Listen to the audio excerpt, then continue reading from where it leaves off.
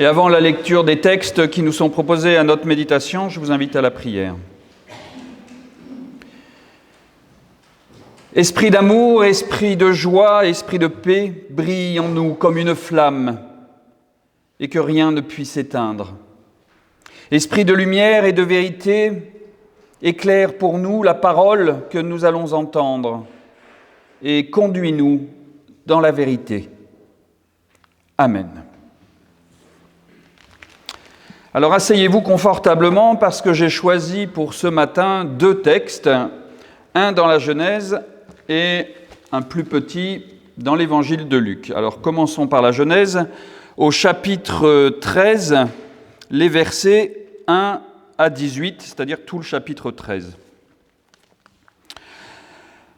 Abraham monta d'Égypte vers le Néguev, lui, sa femme et tout ce qui lui appartenait. Lot l'accompagnait.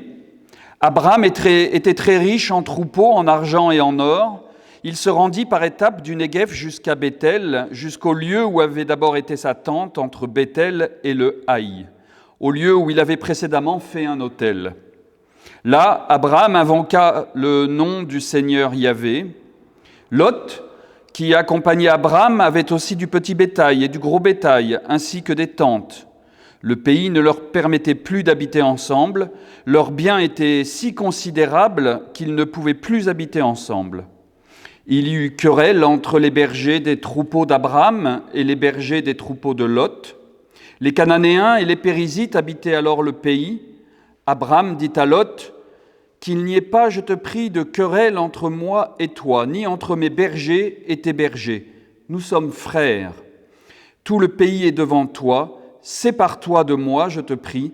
Si tu vas à gauche, j'irai à droite. Si tu vas à droite, j'irai à gauche. » Lot leva les yeux et vit tout le district du Jourdain qui était entièrement irrigué. Avant que le Seigneur anéantisse Sodome et Gomorrhe, c'était comme le jardin du Seigneur, comme l'Égypte, jusque vers Tsoar. Lot choisit donc pour lui tout le district du Jourdain et partit vers l'est. C'est ainsi qu'ils se séparèrent l'un de l'autre.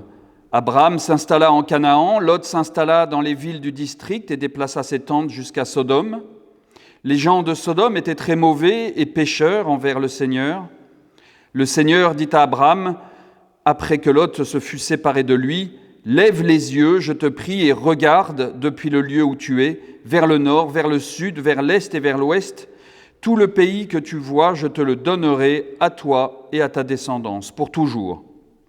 Je rendrai ta descendance aussi nombreuse que les grains de poussière de la terre. Si l'on pouvait compter les grains de poussière de la terre, alors on pourrait aussi compter ta descendance.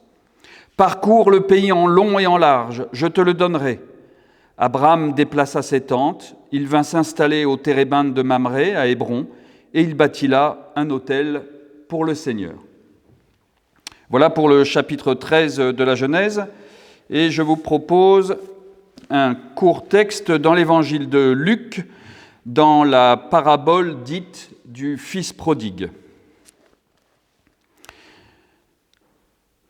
Comme il c'est le fils prodigue, comme il était encore loin, son père le vit et fut ému. Il courut se jeter à son cou et l'embrassa. Le fils lui dit, « Père, j'ai péché contre le ciel et envers toi, je ne suis plus digne d'être appelé ton fils. » Mais le père dit à ses esclaves, « Apportez vite la plus belle robe et mettez-lui une bague au doigt et des sandales aux pieds. Amenez le veau engraissé et abattez-le. Mangeons, faisons la fête. Car mon fils que voici était mort, et il a repris vie. Il était perdu, et il a été retrouvé. » Et ils commencèrent à faire la fête. Éternel, ta parole est une lampe à mes pieds et une lumière sur mon sentier.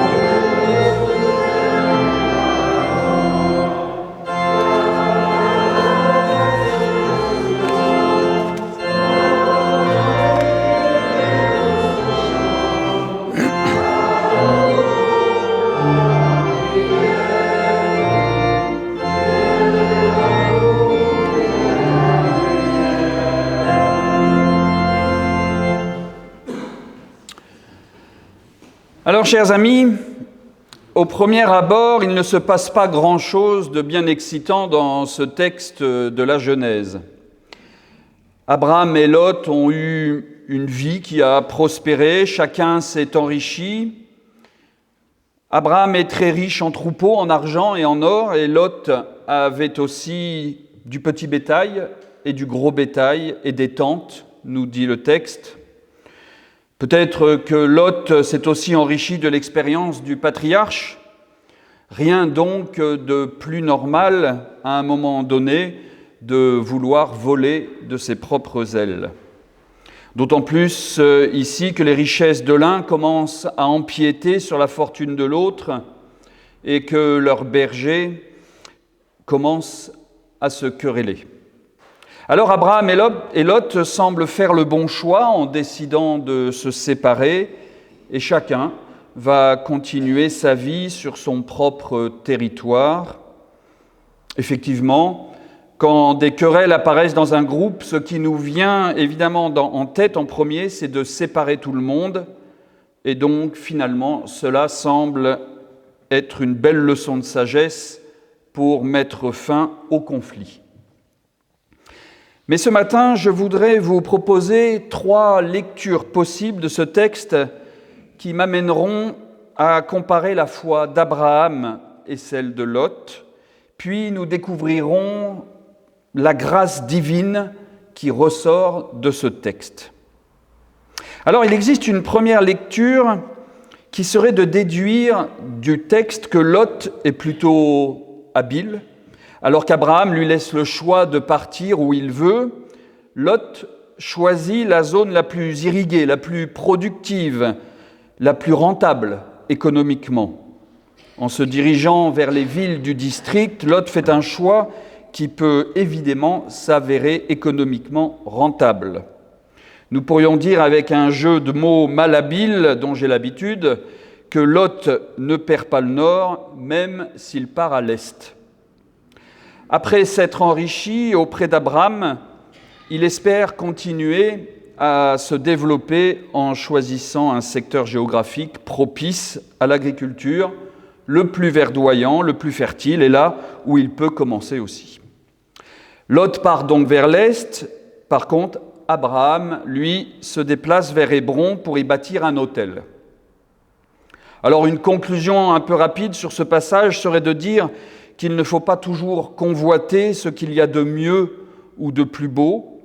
Abraham, en laissant le choix à Lot, fait le choix de la générosité, c'est certain, et Abraham, en bon seigneur, se contente de construire un sanctuaire à Hébron pour Dieu. L'un convoite ce qu'il y a de plus beau, de plus rentable, l'autre se consacre à Dieu. D'ailleurs, Dieu lui rend bien à Abraham, puisque Dieu va s'adresser à lui directement. Alors pourquoi pas, mais je trouve cette lecture trop superficielle. Ou en tout cas, qu'est-ce que cela nous apporte pour notre foi et pour une compréhension du christianisme au XXIe siècle ? Pas grand-chose, me semble-t-il. Une seconde lecture serait de s'intéresser aux petits détails du texte pour en comprendre toutes les subtilités. Et un de ces détails se trouve notamment au verset 9, que je vous relis. « Sépare-toi de moi, je te prie. Si tu vas à gauche, j'irai à droite. Si tu vas à droite, j'irai à gauche. » Et le second détail que l'on retrouve au verset 11, « Lot choisit donc pour lui tout le district du Jourdain et partit vers l'est. C'est ainsi qu'ils se séparèrent l'un de l'autre. » Ces 2 versets m'intriguent pour plusieurs raisons. Abraham demande à Lot de se séparer de lui. Que signifie se séparer ? Et encore plus, que signifie se séparer d'Abraham ?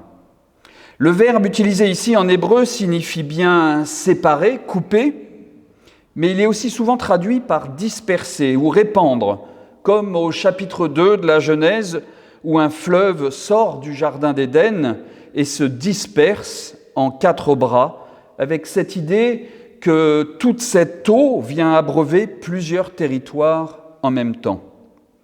Ou encore, ce verbe est repris à l'occasion des familles de Noé, des fils de Noé, après le déluge, qui se sont dispersés sur la terre en Genèse 10.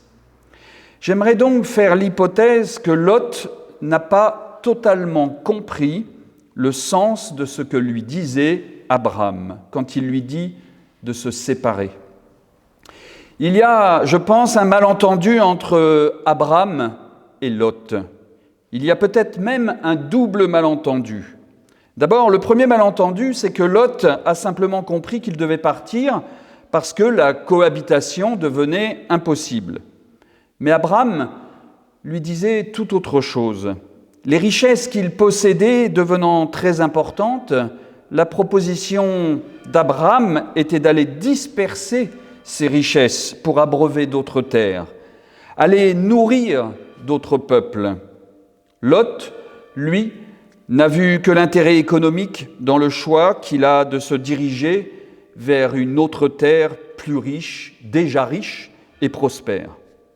Et l'image des troupeaux qui s'entremêlent et des bergers qui se querellent juste avant la séparation symbolise, à mon avis, le fait qu'il y a confusion dans le cœur de chacun et que tout s'entrechoque entre le désir de prospérer économiquement, mais aussi ce désir fort chez Abraham d'invoquer le Dieu Yahvé.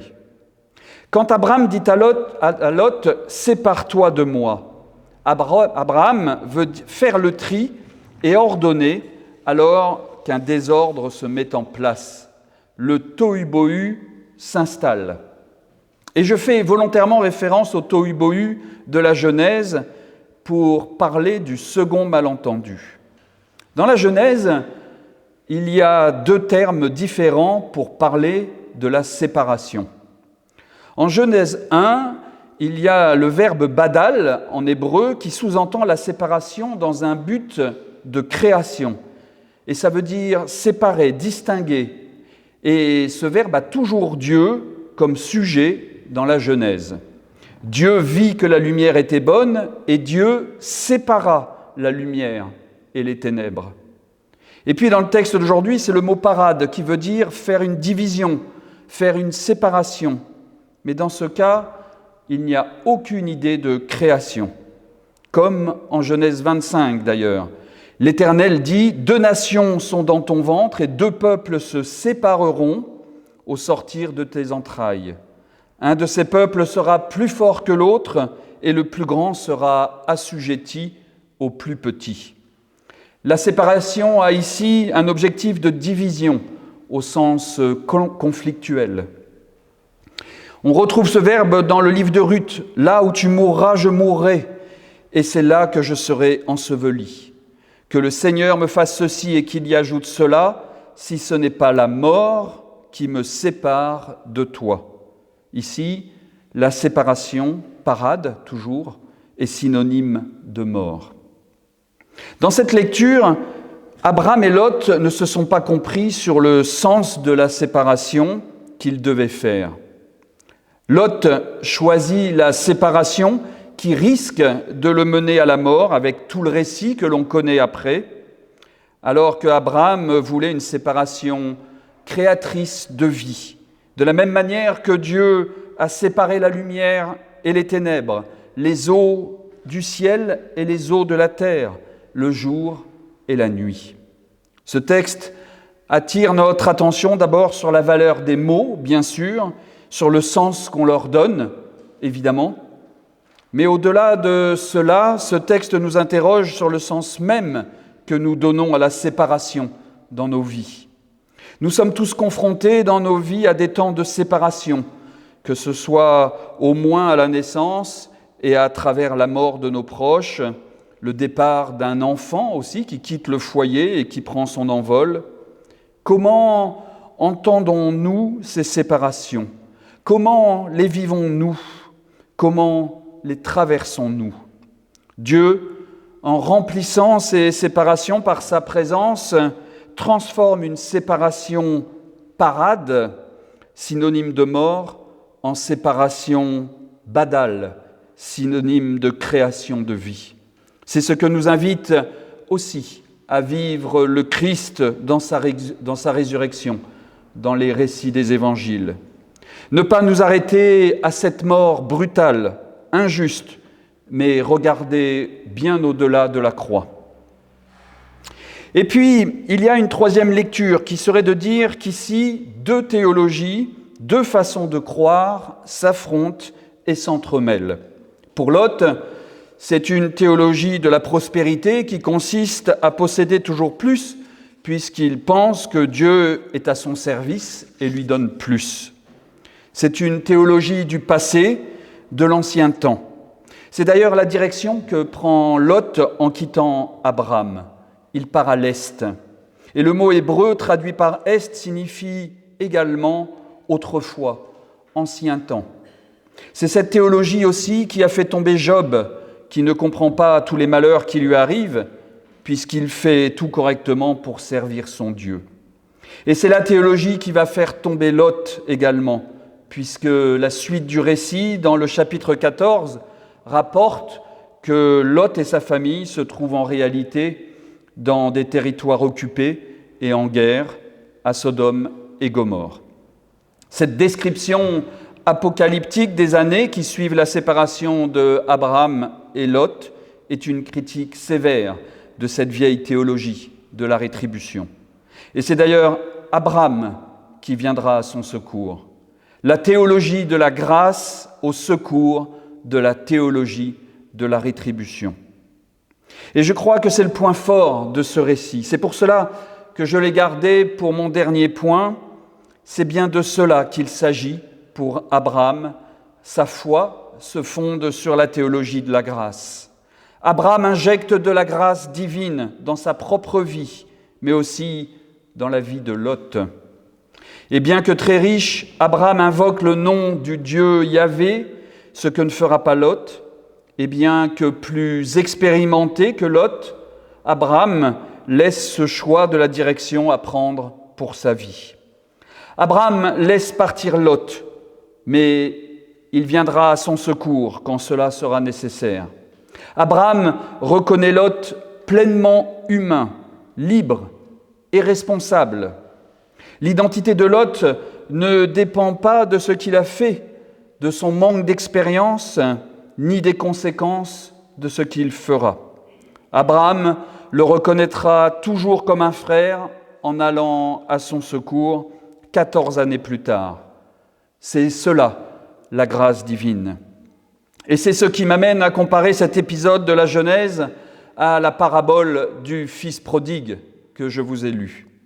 Un fils qui choisit de partir faire sa vie et que son père accueillera les bras ouverts à son retour. Abraham, ici, comme le père du fils prodigue dans l'évangile de Luc, laisse la possibilité à Lot de relancer sa vie, de relancer son existence pour lui donner du sens en se lançant dans une belle aventure humaine. Comme pour le fils prodigue et son père, Lot devait se séparer d'Abraham au sens propre et au sens figuré.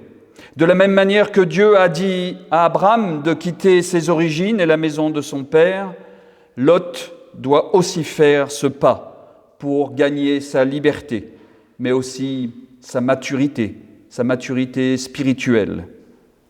La grâce qui s'exprime dans ce récit d'apparence simple et sans histoire est une grâce qui nous concerne tous. Une grâce qui nous invite à choisir une direction pour nos vies, qui nous mènera toujours vers une vie en plénitude, malgré les doutes et malgré les erreurs. Amen.